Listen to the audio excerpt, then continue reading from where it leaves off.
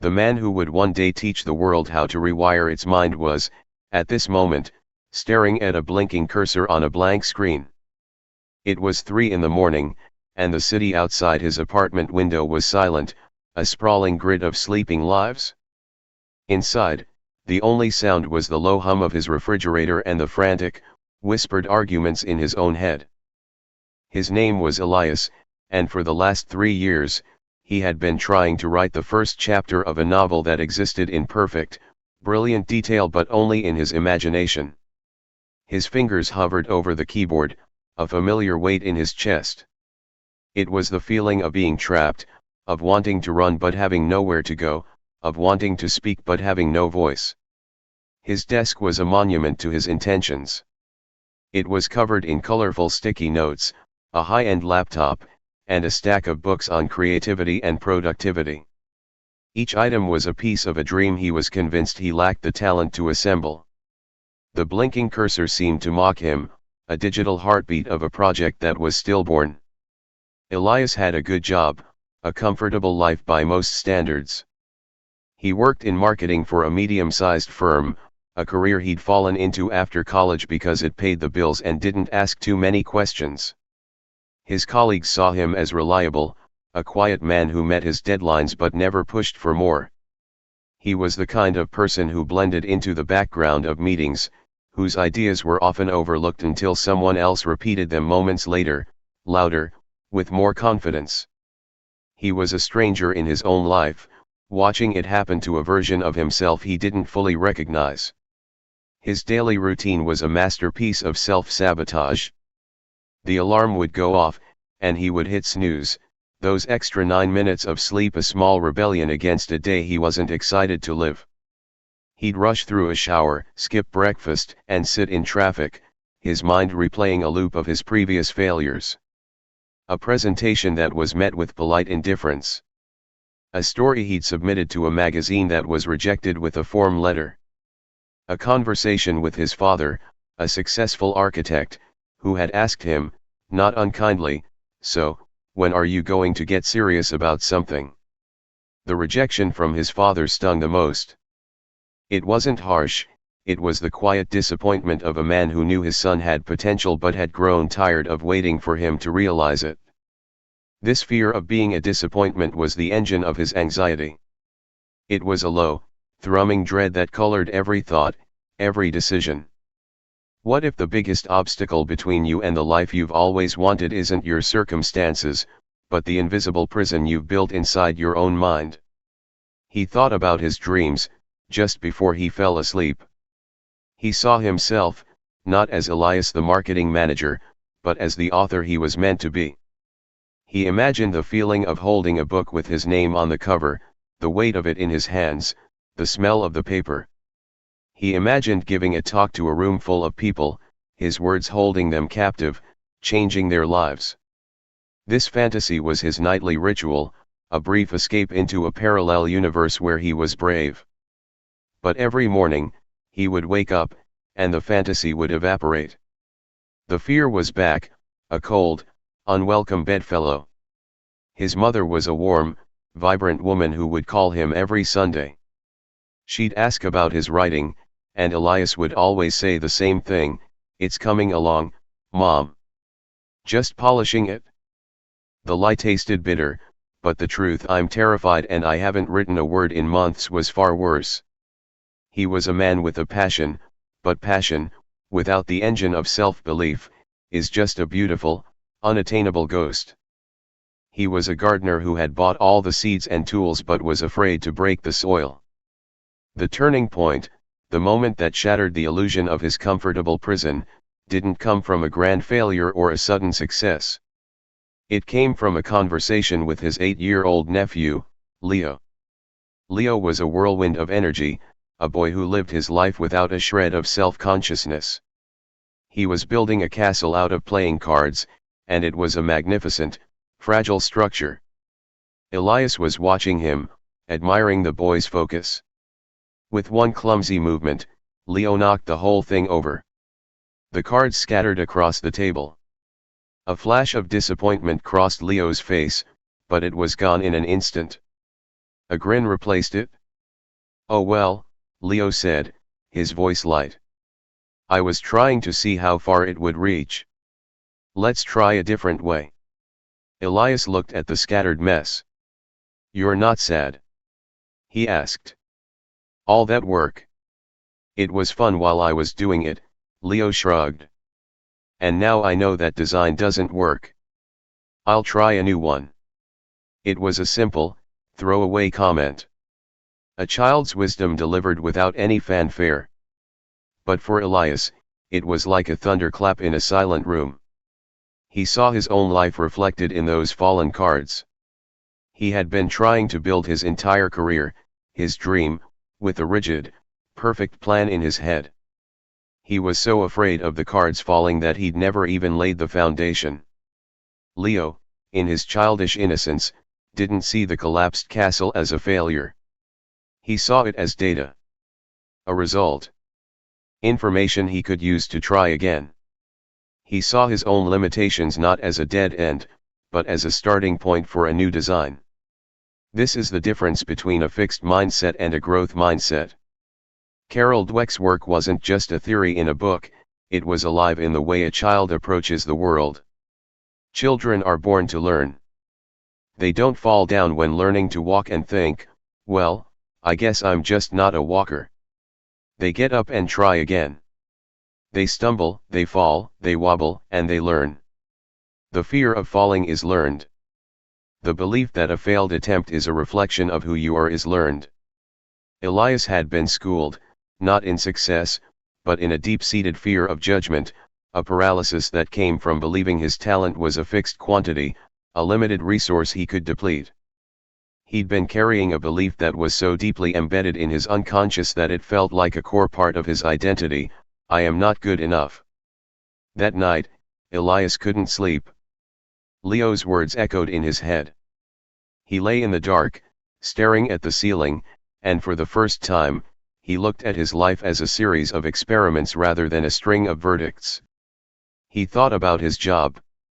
Was he bad at it, or had he just been playing it safe, hiding from opportunities for fear of looking foolish? He thought about his father. Was his father disappointed in him, or was he just frustrated to see his son holding himself back? He thought about his novel. Did he not have the talent, or did he just not have the courage to write something bad? This was the seed of his transformation. It was the realization that the prison of his own mind was not built of stone and iron, but of thoughts and beliefs. And if thoughts and beliefs could be built, they could be dismantled. Have you ever felt that way? That you are the architect of your own limitations, building invisible walls with the bricks of past disappointments and the mortar of self-doubt? He had spent years, decades, reinforcing a belief system that told him he was inherently flawed. This is a concept psychologists call self-sabotage. We build the very obstacles we fear. We postpone our dreams to avoid the pain of failing at them. We procrastinate not out of laziness, but out of a primal fear that our best effort won't be good enough, and if that is the case, what does that say about our fundamental worth? The avoidance of that pain is so powerful that we will happily settle for a life of quiet desperation, a life of unfulfilled potential, just to stay safe from it. Elias began to read. He read everything he could get his hands on, but not the fantasy novels he usually loved. He read about the brain, about neuroscience, about the human mind. He was stunned to discover what science was only just beginning to understand: the brain is not a fixed, static organ. It is not a computer with a pre-programmed capacity for intelligence or talent. It is an ever-changing, dynamic landscape, a brain forest where new paths can be carved and old, well-worn trails can be left to overgrow. This is the science of neuroplasticity. For centuries, we thought the brain you were born with was the brain you had for life. Now we know better. Our brains are constantly rewiring themselves based on our experiences, our habits, and most importantly, our thoughts. Every time you think a thought, a tiny electrical signal fires across a pathway of neurons in your brain. The more you think that thought, the stronger that pathway becomes. Think of it like a path in a dense forest. The first time you walk it, it's a struggle to push through the undergrowth. But every time you take that path, it gets easier. The brush is cleared, the ground is flattened. Soon, it becomes a well-worn road. Your negative beliefs, I'm not good enough, I can't do this, I'm a fraud, are these well-worn superhighways in your brain. You travel them so often you don't even realize you're on them. They are automatic, your brain's default mode. Elias saw the highway of his own mind with terrifying clarity. The thought, I can't write, was a 6-lane expressway, paved with the cement of every rejection and disappointment. The thought, I am a talented writer with something to say, was barely a deer trail, overgrown and nearly invisible. His brain was literally wired for failure. But if his brain was wired for failure, that also meant it could be rewired for success. He wasn't a prisoner. He was a cartographer, and he could choose which paths to maintain and which to let fade away. The journey of rewiring his brain did not begin with a sprint. It began with a single, small step. He remembered what James Clear wrote about atomic habits, that the most powerful change is often the smallest. We overestimate what we can do in a year and underestimate what we can do in a decade. The process is not about massive, overnight transformation. It's about the accumulation of tiny, seemingly insignificant actions. It's about the 1% improvement. Elias decided he would not try to write a chapter. He would not even try to write a page. He set himself a goal so small it was impossible to fail. He would write 1 sentence a day. That was it. Just 1 meaningful sentence. The first day, it felt ridiculous. He wrote, the man looked out the window and saw his own reflection staring back, a stranger he had yet to meet. It was nothing special. It was a sentence. But it was a sentence that didn't exist the day before. It was a crack in the wall of his inaction. The second day, he wrote another. The third day, he wrote 2. He was building a new path in his brain. The path of I am a writer. He wasn't focusing on the result, on publishing a book, he was focusing on the identity. He was becoming a man who wrote. This is a crucial psychological distinction. When your goal is to write a book, you are in a constant state of failure until you cross the finish line. It's a distant, intimidating mountain. But when your goal is to be a writer, you can be a writer right now. You can be a writer by writing a single sentence. You are aligning your identity with your actions. Your brain, which seeks consistency, begins to work to ensure your actions match your new self-perception. But the path was not without its obstacles. The old highway of his mind was still there, waiting to pull him back. He would be sitting on his couch, ready to write his 1 sentence, when a familiar feeling of dread would wash over him. The voice in his head, the saboteur, would start its well-rehearsed monologue. Who do you think you are? This is pointless. You're not a real writer. What if you write this and it's terrible? Just give up now and save yourself the pain. This is what happens when you start to change. The brain is a homeostatic organ. It likes balance. It likes the familiar. When you try to make a positive change, your brain, in an attempt to return to its previous, safe state, will trigger these automatic negative thoughts. It's trying to protect you from the unknown, from the potential for failure and humiliation. It's a survival mechanism. But left unchecked, it becomes a prison warden. Elias had to learn a new skill, emotional regulation. He could not stop the negative thoughts from popping into his head. No one can. But he could learn to stop believing them. He learned to use a technique from acceptance and commitment therapy. He would simply observe the thought. Instead of identifying with it thinking, I am a failure, he would say to himself, there is a thought in my head that says I am a failure. He created a distance between himself and his fears. He would watch his anxiety like a weather report, acknowledging it without being controlled by it. Ah, yes, the "this is pointless" thought is back. Thank you, brain, for trying to protect me. But I'm going to write my sentence anyway. He was practicing cognitive restructuring. He was taking the evidence he had written a sentence every day for a week and using it to counter the evidence of his past failures. He was building a new, more accurate belief about himself. This is how we rewire our brains for success. We don't just think positive thoughts, we provide the brain with new evidence. Slowly, the one sentence became a paragraph. The paragraph became a page. He wasn't just writing anymore, he was applying this lesson to every area of his life.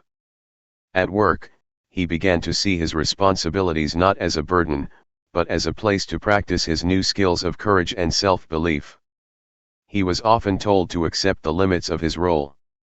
But he saw this as the scarcity mindset creeping in, a feeling that you are trapped. A scarcity mindset, he learned, is when you believe your resources, your talent, your opportunity are limited.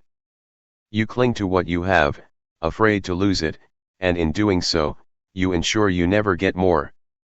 You believe the pie is finite, and if someone else gets a bigger slice, there's less for you. He began to adopt an abundance mindset, the belief that there are endless opportunities, endless resources for those brave enough to seek them. He offered to lead a project, a task he would have previously found 1,000 reasons to avoid. He felt the familiar tremor of fear, but he remembered the card castle. What was the worst that could happen? He could fail. And then he would learn. This is a concept Viktor Frankl explored in his deep human work on meaning. He found that our primary drive in life is not pleasure, but the pursuit of what we find meaningful. And meaning is not found in avoiding pain, but in transcending it, in finding a purpose that gives our struggle a reason. Elias's struggle was no longer about his ego. It was about a story he had to tell. It was about becoming the man he knew he was meant to be. The project was a success. Not a resounding, life-altering triumph, but a solid, competent result that made his boss nod in approval. It was a small victory, a single drop of rain on the barren landscape of his self-doubt. But it was enough. He had created a new piece of evidence, he was capable. He was not the person his mind was telling him he was. The old highway was starting to show signs of neglect. It was growing weeds. Elias's transformation was mirrored in his personal relationships. The relationship he had with his family began to change. He stopped apologizing for his existence and started sharing his work, his excitement. He told his father about his novel. His father listened, a skeptical but curious look on his face. Elias felt the urge to shrink, to withdraw into his safety zone, but he pressed on. He described his plot, his characters. He saw his father's expression shift from skepticism to something else. A flicker of pride. "I'm proud of you, son," he said simply. "It takes guts to finally get started." That one sentence from his father was worth more than 1,000 accolades from strangers. It was a validation of his self-worth. But he knew he couldn't live for his father's validation. The internal validation, the feeling of a job well done, of a fear overcome, that was the gasoline for his engine.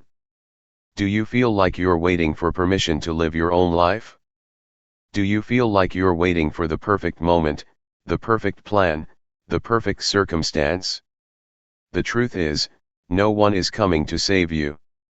No one is coming to give you permission. Your life is your own. The permission you are waiting for is the permission you must give yourself. He started running. Not because he loved running, but because it was a physical manifestation of his mental discipline. He would lace up his shoes, every cell in his body screaming at him to stay on the couch, and he would go for a run. Those first runs were agony. Lungs burning, legs aching, mind screaming for relief. But it was in those moments of physical resistance that he was also building mental fortitude. He was proving to himself that he could endure discomfort. This was learned industriousness. he was learning that effort was not a sign of weakness but a tool for growth. It was an antidote to learned helplessness, the state he'd been in for years, where he had passively accepted his dissatisfaction as an unchangeable reality. The weeks turned into months. He finished the first draft of his novel. It was a terrible, messy, embarrassing first draft. It was full of plot holes and clunky dialogue. But it was done. He had created something from nothing. He had taken the chaos of his imagination and forged it into a tangible reality.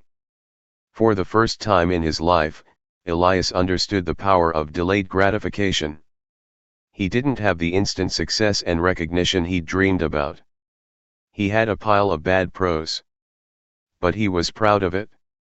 The pride wasn't in the quality, it was in the courage.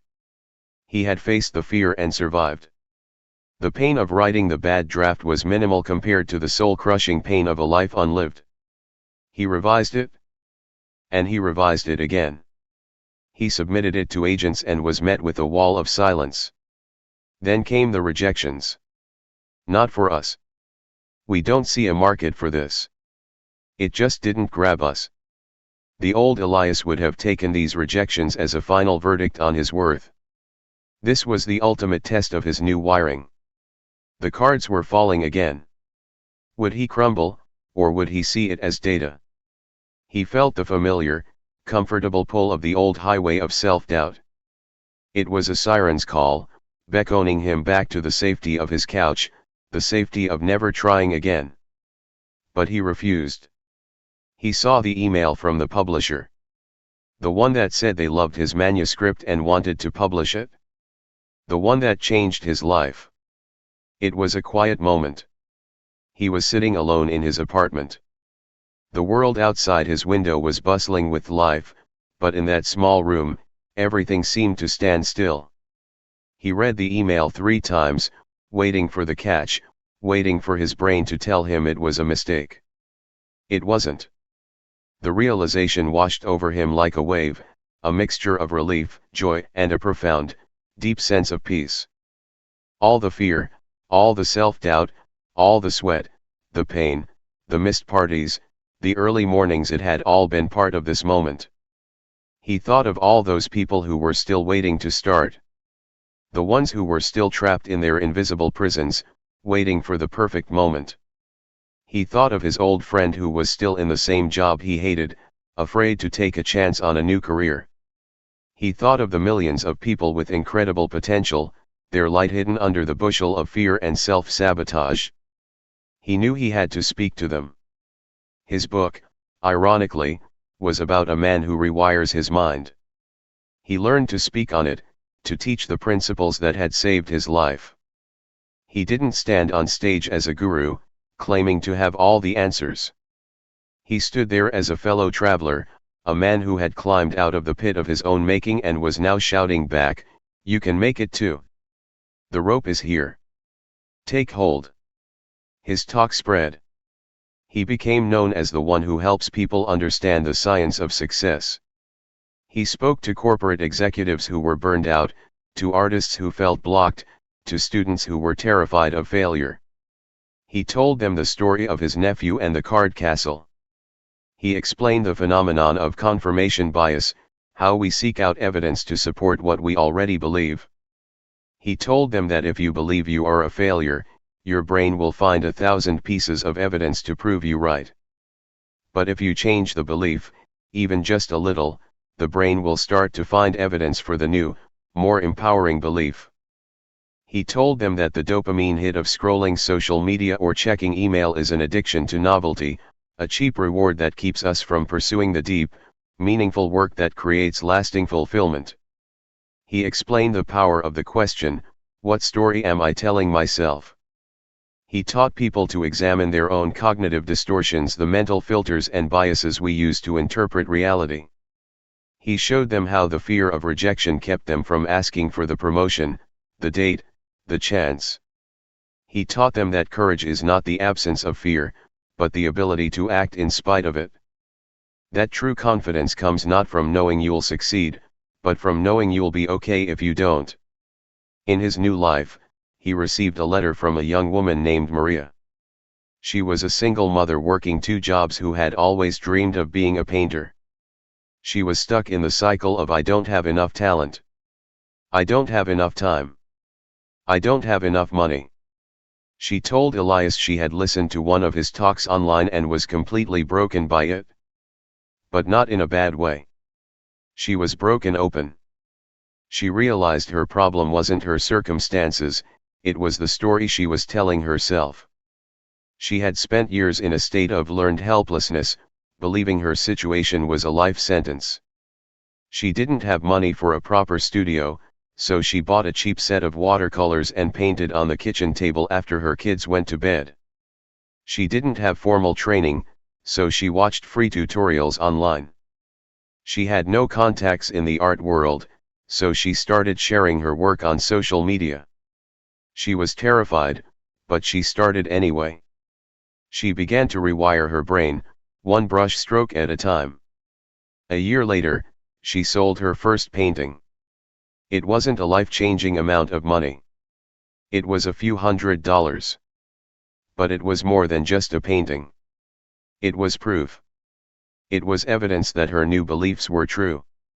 It was confirmation that the voice of fear was a liar.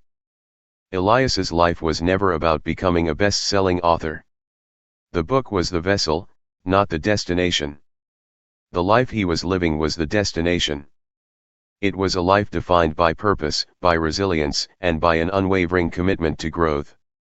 He had long conversations with his father, not as a son seeking approval, but as 2 men sharing their stories. His relationship with his mother, already close, deepened with a new sense of shared joy. He even started teaching Leo, who was now a teenager, how to code, a skill Elias himself had learned only because he had allowed himself to be a beginner. He took up new hobbies. He learned to play the guitar, his fingers clumsy on the strings. It was humbling, and it was glorious. He was no longer afraid to be a beginner. He had faced the greatest fear of all, the fear of being ordinary. And in accepting that he might be ordinary, he had unlocked the door to his own potential. We often think we need a massive, overarching goal to be happy. But research shows that the process of striving, of becoming, is what creates the most satisfaction. The dopamine, the feel-good neurotransmitter, isn't just released when we achieve a goal. It's released in the anticipation of achieving it. The joy is in the journey. One night, after returning home from a speaking engagement that had moved 1,000 people to tears, Elias sat at his desk. It was the same desk where he had once stared at that blinking cursor, paralyzed by fear. Now, the cursor was just a cursor. It held no power over him. He felt a sense of peace settle over him, the feeling of being at home in his own skin. He thought about the invisible prison. It wasn't a metaphor. It was a real place, a physical network of neural connections, a well-worn path of self-doubt, fear, and procrastination. It was a biological reality. But it was never a life sentence. A prison is only a prison if you believe the walls are real. The walls are only made of thought. And thoughts can be changed. The human mind is not a computer that we are simply born with. It is a garden. We have the power to choose what we plant. We can plant seeds of fear and self-doubt, and we will spend our lives battling the weeds. Or we can plant seeds of courage, belief, and action. We can tend to them every day. We can water them with discipline. We can give them sunlight with a positive, growth-oriented mindset. And yes, we will have to pull the weeds of negative thinking every single day. That is the work. There is no shortcut. But the harvest is a life of meaning, a life of purpose, a life that was always waiting for you on the other side of your fear. So ask yourself, right now. What is the story you are telling yourself? Is it a story of limitation, of fear, of I can't? Or is it a story of possibility, of courage, of I will try? The only thing standing between you and the life you want is the belief that it's impossible. The only thing standing between you and that belief is your willingness to take the first step. The world is full of people with potential. It is starving for people with the courage to use it. Your brain is a muscle. It grows with use. Your potential is not a fixed vessel. It's an ocean with no shore, a sky with no ceiling. The only things limiting you are the boundaries of your own mind. Break those boundaries. Forge new pathways. The life of your dreams is not a destination to be reached. It is a person you must become. And you can begin that journey today. You can begin it now. All it takes is the decision to pick up the first card, place it on the table, and let the game begin. The world is waiting for your story, your creation, your unique contribution. It's waiting for you to bring your light out from under the bushel. You are so much more than you have been taught to believe. You are the author of your own life, and the pen is in your hand. What do you choose to write today?